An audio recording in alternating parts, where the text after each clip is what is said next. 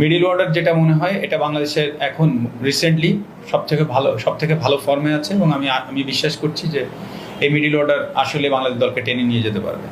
Late middle অর্ডারে batting করবে basically Riyad, Sheikh মেহেদী এবং আবারও বলতে হবে মিরাজকে, কারণ যে ম্যাচে মিরাজ ওপেন করবে না সেই ম্যাচে হয়তোবা মিরাজ অ্যাজ ইউজুয়াল তার যে ব্যাটিং অর্ডার সেখানেও ব্যাটিং করবে।